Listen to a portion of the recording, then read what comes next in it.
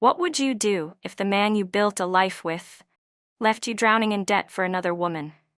Elena Brooks was a quiet force, an ICU nurse, a mother, a wife who believed in vows even when they started to crack.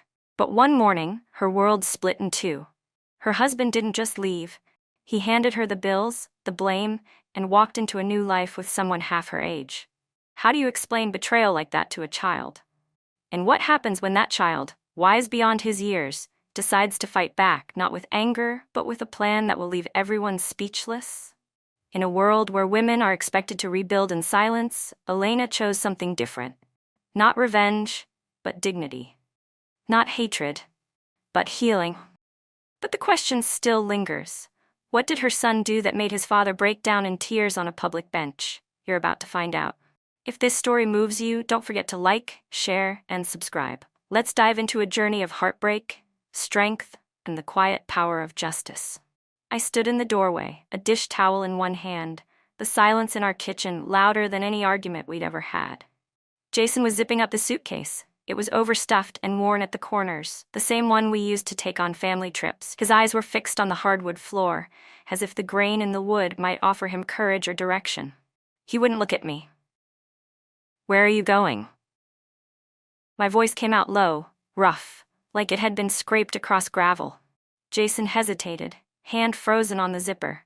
His knuckles had turned white from gripping the handle too tightly. "I can't stay here anymore, Elena." I blinked. The words weren't a surprise. I'd felt them building for weeks. In his late nights, the way he'd stopped finishing conversations, the cologne I didn't recognize on his shirt.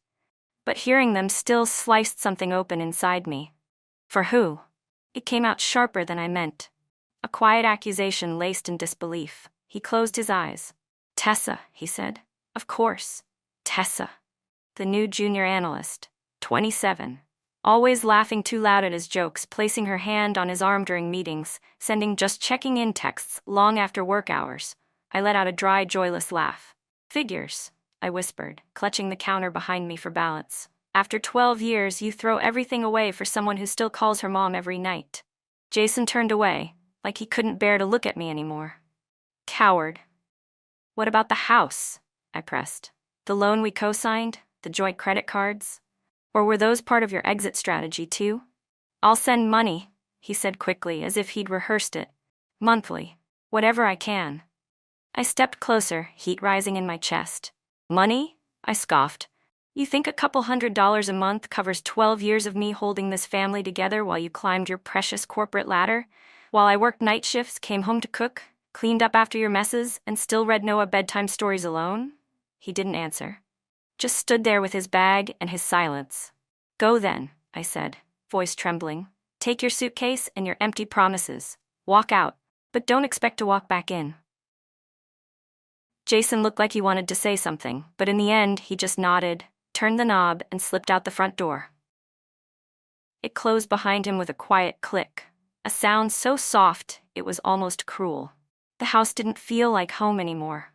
The walls held their breath. The ticking clock in the hallway felt too loud, the air too still.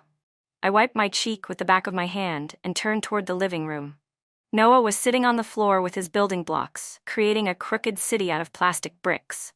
He looked up as I entered. "Mom?" he asked. "Why are you crying?" I sank to the rug beside him and pulled him into my lap. He was still small, his body warm and soft. I wrapped my arms around him like a life vest in a storm I couldn't control. "Your dad? He's not going to be living with us anymore," I whispered. Noah didn't ask why. He just leaned his head against my chest and held me tighter. And in that moment, I knew. I didn't have the luxury to fall apart. That night, after Noah had gone to bed and the house had gone still again, I sat at the kitchen table staring at the mortgage statement. Jason's name was still on it, bold and binding, but he wasn't here. Would never be again. I picked up a pen and started drafting a list. Shift change request, budget breakdown, cancel joint card, call bank, feed Noah, breathe. I was no longer someone's wife. I was just a mother now, a woman with a son and a pile of bills and a quiet ache where love used to live. But I would endure, not for him, not for Jason, for Noah. The first night I worked a graveyard shift at West Seattle General.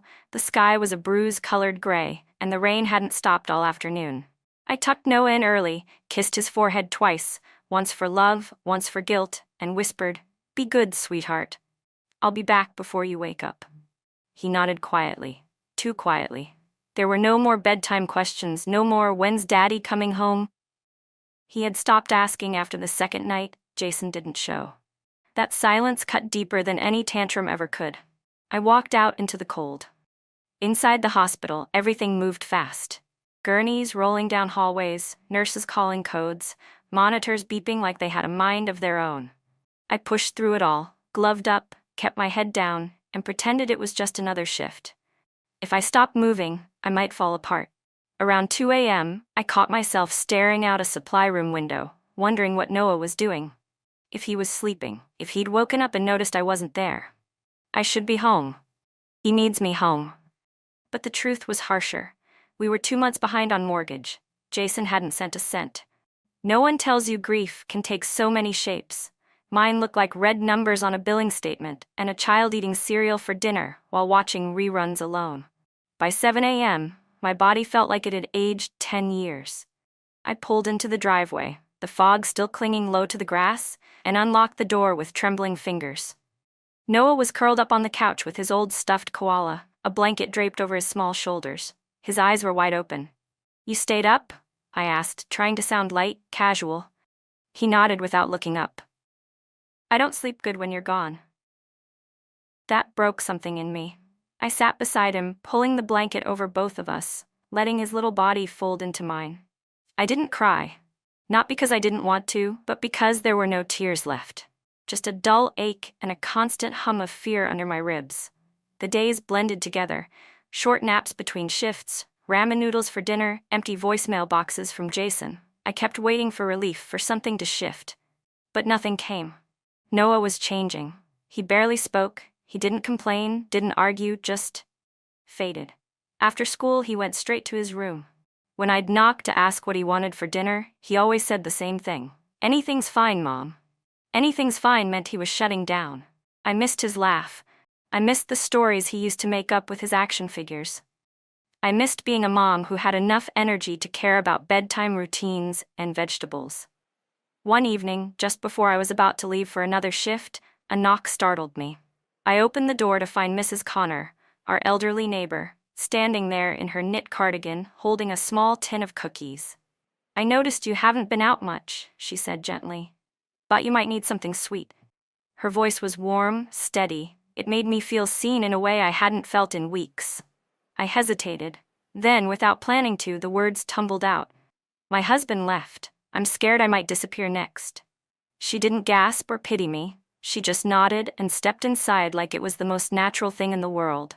"I've been where you are," she said after making tea in my kitchen like it was hers. "My husband died when my boy was 7. I used to work nights too. Every time I left for work, I wondered if he was crying into his pillow while pretending to be brave." I stared at her. This woman, who trimmed roses every Saturday and played bridge on Sundays, had once been broken too. She reached for my hand. "I can't work your shifts. But I can stay with Noah at night, if you'll let me. He needs someone here, and you need sleep, Elena." I didn't realize I was crying until she placed the tissue into my palm, not from weakness, but because someone had finally seen through the fog I'd been walking in. That night, as I drove to the hospital, the guilt still lingered, but it sat beside something else now: relief. Hope, even. When I returned the next morning, I found a note on the fridge in careful, loopy handwriting. "You slept." He smiled. "Mom did great." Connor. For the first time in weeks, I sat down and let myself breathe. Not deeply. Not yet. But enough to keep going. Saturday morning. The sun had barely risen when I returned from a grueling 12-hour shift. My legs ached. My back throbbed. I had bandaged a man who fell off scaffolding, calmed a woman mid-panic attack, and held the hand of someone who didn't make it. I wasn't ready for more, so I tiptoed into the kitchen, craving only quiet and coffee. But when I glanced toward the dining table, I froze. Noah was sitting upright, still in his pajamas, his laptop open in front of him. His face lit up, not with fear, not with sleepiness, with pride. "You're up early," I said cautiously, forcing a smile. "Couldn't sleep?" He looked at me and straightened his posture like he was about to give a school presentation. "Mom," he said, I did something to help you. The words alone made my chest clench. Help me? I asked slowly, approaching him. What do you mean? He turned the laptop screen toward me. I sent stuff, he said. From Dad's old computer. Files, documents. I found them last week when I borrowed it to do homework. My pulse spiked. What kind of files? There were folders that weren't even locked. One had spreadsheets and emails, things with numbers and clients' names. He paused. Some looked wrong, like maybe he was hiding money from work or something. I sat down next to him, breath shallow. Who did you send them to? Noah swallowed hard. His company, and a few email addresses that had the word legal in them. They were easy to find. My hands turned cold, my brain buzzed like static. Noah, I whispered, why would you do that? He stared down at his fingers, picking at the hem of his sleeve. I kept hearing you cry in the bathroom, he said. And you stopped eating dinner sometimes. You look so tired all the time. And Dad. He hesitated. He left us like we were nothing. I just wanted him to feel something too. Maybe if he lost his job, he'd understand what he did to us. My heart cracked. How do you explain ethical boundaries to a child who's only ever wanted to see his mother stop hurting? I reached for his hand, gently. Sweetheart, I know you were trying to protect me, but what you did, it might have serious consequences. Not just for him, for you too. His eyes filled with tears. Am I in trouble? I pulled him close, wrapping my arms around his small, shaking body. No, I murmured, but we need to talk about it. We don't fight pain with destruction. We don't become them. I didn't yell, I didn't scold, because underneath everything, all I saw was love, misguided, desperate, and beautiful. That night, I couldn't sleep. I stared at the ceiling, wondering what Jason might do when he found out, wondering if I needed a lawyer, wondering if I'd failed Noah by not realizing how deep his pain had gone. At 11:47 p.m., my phone rang. Unknown number. I answered, and the voice on the other end was hoarse, hesitant. It's me? Jason. I didn't say anything, just let the silence stretch. I got called into HR today, he said. They're launching a formal investigation. Someone leaked confidential data. They think it was me. Another pause. I was fired, Alina, effective immediately. Still, I said nothing. Tessa left, he added, voice cracking. The moment she found out I was unemployed, she disappeared. I don't know what to do anymore. A flicker of bitterness rose up, but I tamped it down. Why are you calling me? I asked, my voice flat. Looking for sympathy? I have no one else, he whispered. I just thought of you, and Noah. I almost laughed. Now he thought of Noah? Where were you, I said quietly, when Noah waited every night for you to come home, when he held on to his stuffed koala because he didn't have your voice to read him a story? Jason didn't answer. I exhaled. I'm not angry anymore, I said. But I won't save you, Jason. You made choices. Now you live with them. And I ended the call. The next morning, I brewed tea with trembling hands. My stomach churned with worry. My mind was spinning. What if the company sues? What if Noah gets dragged into this? What if I'm seen as complicit?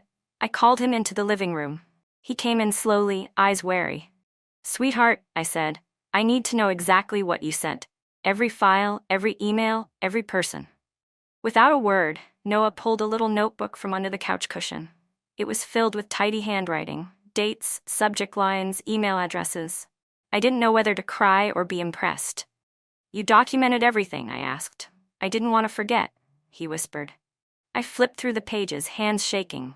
It was worse than I thought. And yet, my son hadn't done it out of spite. He'd done it out of love. And that was the part that hurt the most. 2 days later, I stood in line at the pharmacy, Noah's cough syrup in one hand, when my phone buzzed with an email notification. Subject, termination confirmation, Jason Brooks. From Legal Department Penfield & Co. I opened it. My fingers trembled before I reached the second paragraph. Your ex-spouse, Jason Brooks, was terminated effective immediately for gross ethical violations and unauthorized data interference. An external audit will follow. I blinked. The words blurred, sharp and cold like broken glass. I couldn't breathe. I left the line and sat on a bench outside, the wind biting through my jacket. The phone screen dimmed, but the letter stayed imprinted on my mind. An audit, legal investigation, real consequences. I'd thought I was ready, but reading it, it was like watching someone fall off a cliff, knowing your child gave them the final push. When I got home, I called Noah to the couch. His face tightened when he saw me holding his notebook. "We need to talk," I said gently. "This is serious." He nodded slowly and sat beside me. "Jason lost his job," I said, skipping the word dad on purpose. "And they're gonna keep looking into everything. There could be legal consequences." Noah stayed still. Only his fingers moved, nervously folding the corner of the cushion. "I didn't want him to go to jail," he whispered. "I just want him to know what it feels like to be left behind, like we were nothing." I closed my eyes. My throat ached. "I know," I said. "But sweetheart, we don't get to control what happens after we act. Even when we think we're doing the right thing, people get hurt." Tears welled in his eyes. "Did I mess everything up?" he asked. I pulled him close. "No, but I need you to understand this. Protecting someone doesn't mean hurting someone else. And when we act from pain, even with good intentions, the consequences don't go away." That night, Jason called again. His voice was different now, unsteady, stripped of the arrogance he always carried like armor. "Elena," he said, "I don't know what to do. I can't get a call back from anyone. My friends won't pick up. Tessa's gone. My parents, they said I embarrassed them." I didn't answer. "I'm not asking you to fix it," he continued. I don't even know who I am anymore." The line was silent except for his breath, shallow and shaky. "You made choices, Jason," I said quietly. "You left, not just me, but your son. And now you're shocked to find yourself alone?" "I know I messed up," he said, "but I just want a second chance. Not to get back together, just something." I gripped the phone, looking out the window where the porch light cast a faint glow on the cold pavement. "No," I said softly. "You don't need a second chance from me. You need to learn how to live with what you did." Jason was quiet for a long time.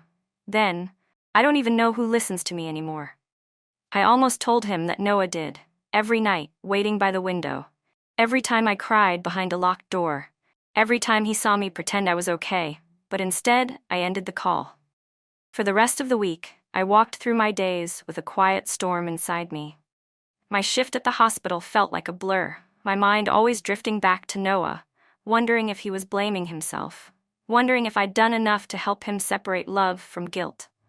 One evening, I found him sitting on the porch with his knees pulled to his chest. The sky was a soft gray, the kind that came before rain but didn't bother warning you. "Can I tell you something?" he asked.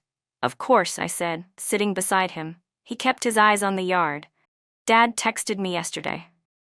My stomach dropped. "What did he say?" Noah exhaled through his nose. "He said I ruined his career.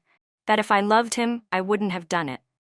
I clenched my jaw, rage boiling beneath my ribs. But I stayed calm, for Noah. "You didn't ruin anything," I said. "You're a child, Noah. You were trying to protect me in the only way you knew how." He sniffled, his voice low. "But what if they put him in jail? I don't want that. I wanted him to say he was sorry, to say he didn't mean to leave." I reached for his hand, squeezing it gently. "I know, and I wish I could take that weight off you. But his mistakes, they're not yours to carry." That night, I sat by myself in the kitchen with the light off, the soft hum of the fridge the only sound. I had always believed healing looked like repair, like putting broken things back where they belonged. But maybe healing was actually learning to leave the broken pieces behind and walk forward anyway. Because sometimes the real damage isn't what someone did to you, it's what you believed about yourself. Because of it. A few days later, the air turned colder. It wasn't just the shift in weather. Seattle always wore a gray coat in early spring. But something else. A quiet that settled over our house, not the peaceful kind, the heavy kind, like silence that hadn't made peace with itself yet.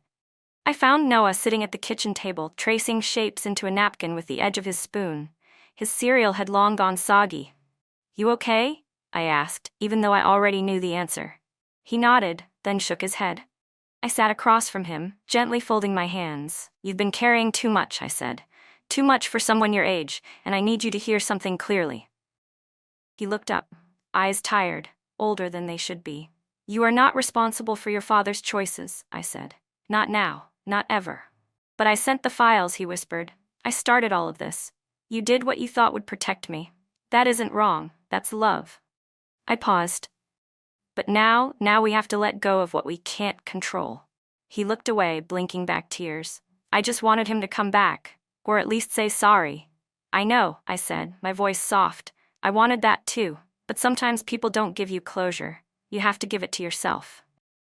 That night, as I curled up on the couch with a blanket and a mug of peppermint tea, my phone buzzed again. Jason. I stared at the screen for a long moment, then answered. Elena, he said quickly, his voice tight, desperate. Please, I need your help. What do you mean? There's talk of legal action, he said. They're bringing in auditors. Some of those files Noah sent, they could cost me more than just my job. I could lose everything. I closed my eyes. My shoulders sank deeper into the couch cushions. Help you do what exactly? I asked. Erase the consequences of your betrayal, or dodge accountability? He was quiet. You've always been calm, he said suddenly. Even now, you're still holding it together. I almost laughed, not from amusement, but disbelief.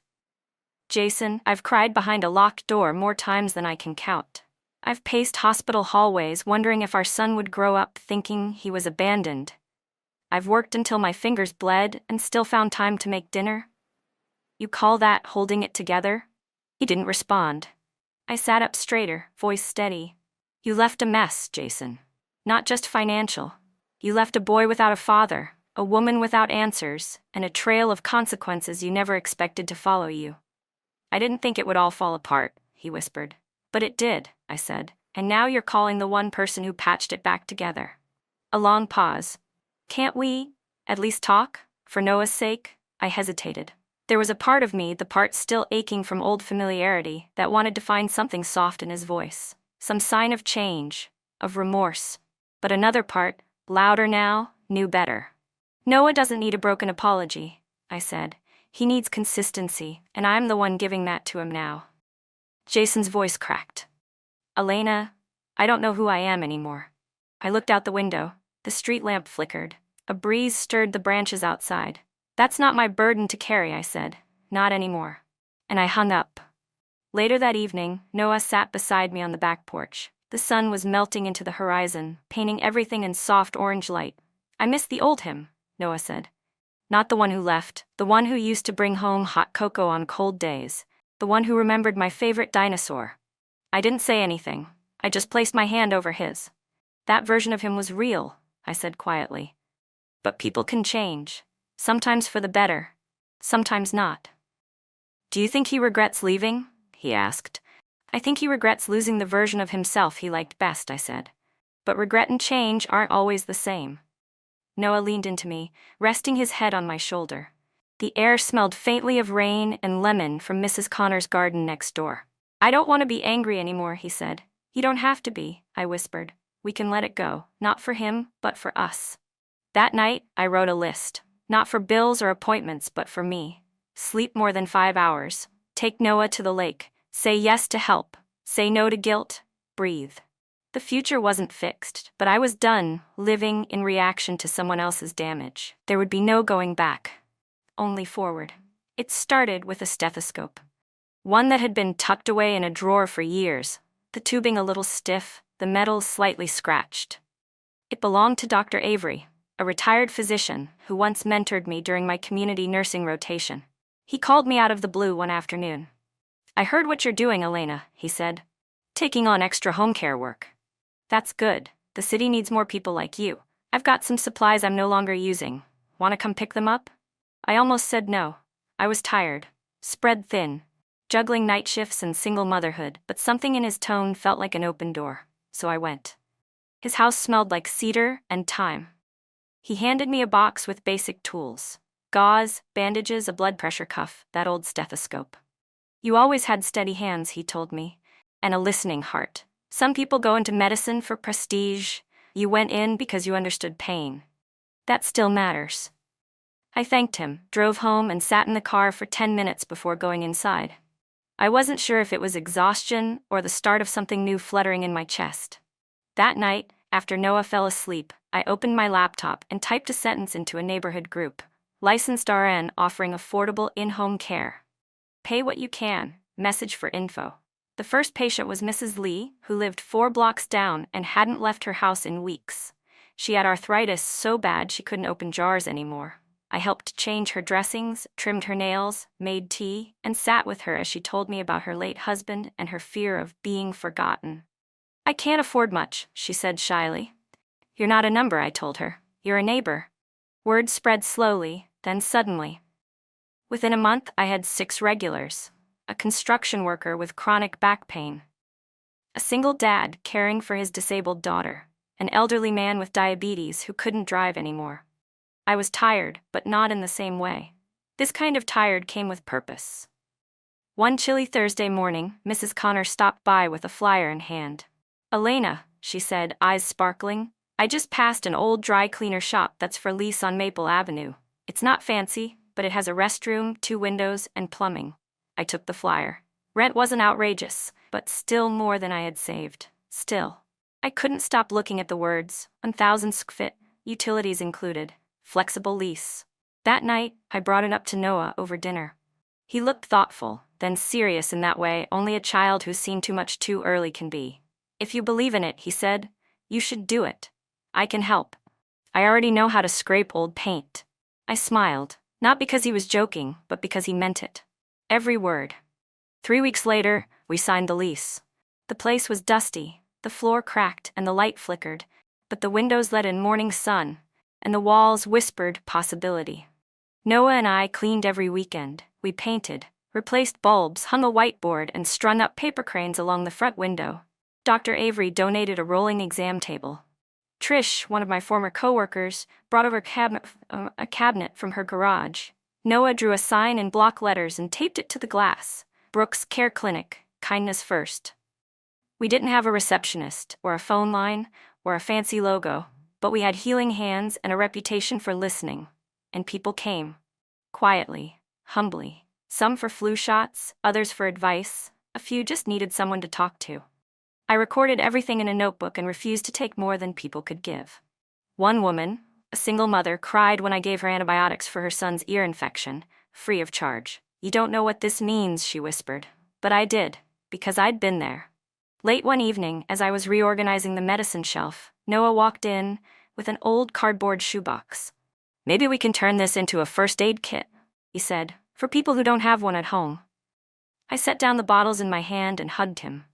We weren't rebuilding a business, we were rebuilding trust. In the world. In ourselves. In the idea that life didn't have to fall apart to begin again. That night, I sat on the steps outside the clinic. The streetlights flickered gently overhead. The chill bit through my sweater, but I didn't feel cold. Behind me, the tiny clinic glowed.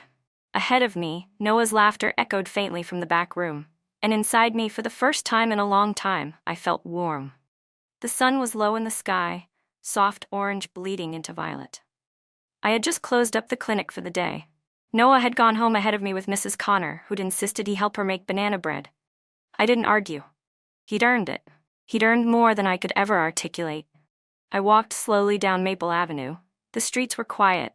Dust swirled through the fading light like memories refusing to settle. That's when I saw him. Jason. Sitting alone on a splintered park bench near the old fountain.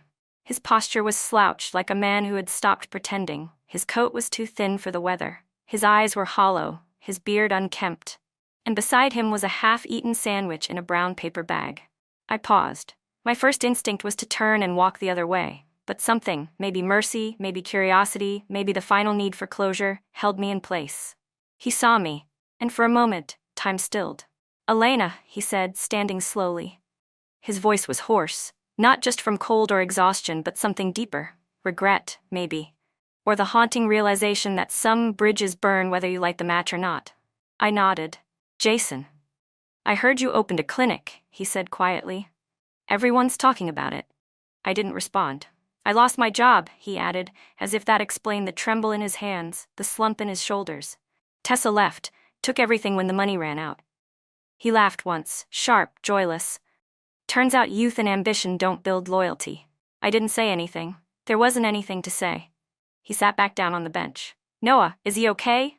I looked at him, really looked at, for the first time in a long time. He's thriving, I said simply. Jason nodded slowly, rubbing his fingers together. I figured. He was always stronger than I gave him credit for. I hesitated, then sat on the opposite end of the bench, just for a moment. Silence hung between us like a fragile thread. I'm not asking for forgiveness, he said after a pause. I wouldn't even know where to begin. I closed my eyes briefly. The air smelled like dry leaves and coming rain. I'm not angry anymore, I said softly. I don't carry that weight, but that doesn't mean I'll forget. He turned his head, eyes rimmed red. I know, and I don't deserve to be part of your life, or his. I didn't confirm or deny it, because this wasn't about punishment. It was about peace. I stood. Jason looked up, searching for something in my expression, maybe hope, maybe a second chance, but I didn't offer either. I wish you healing, I said quietly, but Noah and we've already begun ours. And I meant it, because healing isn't loud. It's not triumphant. It's the quiet decision to choose peace over poison, to build something new from all the broken pieces, to laugh again, without guilt, to sit on a bench, see the ghost of your past, and feel nothing but the wind on your skin. That night, Noah curled up next to me on the couch, the scent of banana bread still on his hands. Mom, he said, do you think people change? I thought about Jason. I think some try, I said. But real change, that's a choice you make every day. It takes time, and sometimes the people we hurt aren't obligated to wait for us to get it right. He was quiet, eyes on the flickering candle between us. Are we gonna be okay? He asked. I pulled him close. We already are. A month later, the clinic got its first grant. Small, but enough to buy new chairs and a working printer. Patients brought plants, paintings, even cookies. We didn't advertise. We didn't need to. Kindness has a way of echoing. Noah started a kind words jar at the front desk, little folded notes with encouragements. You are worthy. You matter. You're not alone. Sometimes people left with tears in their eyes because words heal too. And me? I still walk past that park bench some mornings. Sometimes Jason was there. Most days he wasn't. But I no longer needed to look for him. I had become my own closure. Sometimes, the deepest strength comes not from shouting, but from choosing peace when the world hands you pain. Elena didn't destroy her ex-husband. She didn't scream or beg. She rose, with quiet dignity. And her son, Noah, showed us all that true loyalty doesn't always come from adults. Sometimes it comes from a child who sees his mother's worth when the world forgets it.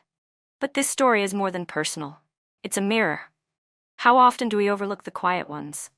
How often do we excuse betrayal or ignore emotional abuse simply because it hides behind a smile?